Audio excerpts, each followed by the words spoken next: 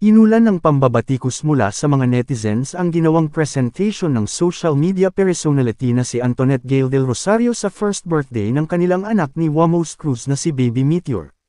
Tila proud pang ibinahagi ni Antoinette Gail del Rosario sa kanyang social media account ang kanyang performance kung saan sumayaw siya sa saliw ng isang daring dance. Naganap ang advance birthday celebration ni Baby Meteor sa Okada, Manila.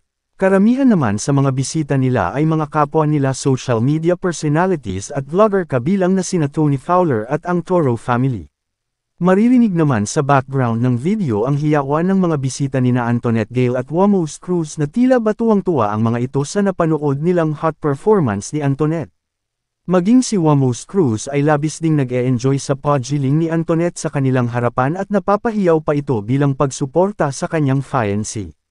Umani naman ng samot-saring komento mula sa mga netizens ang nasabing performance ni Antoinette Gail. Marami ang nadismaya dahil tila ginawa umanong bar ni Antoinette ang birthday party ng kanyang anak. Marami rin ang pamuna sa pagsasayaw ni Antoinette Gail dahil napaka-trying hard umano nito.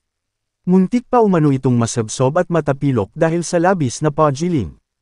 Napansin rin ng mga netizens na mabigat umano ang katawan ni Antoinette Gail at dapat itong mag-ingat lalo pat kakaperetoke pa lamang umano nito.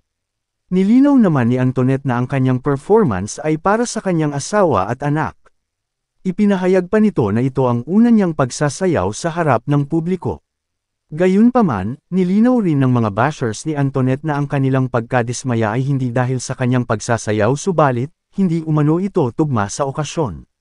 Narito ang ilang komento ng mga netizens na hindi nagustuhan ang performance ni Antoinette Gail.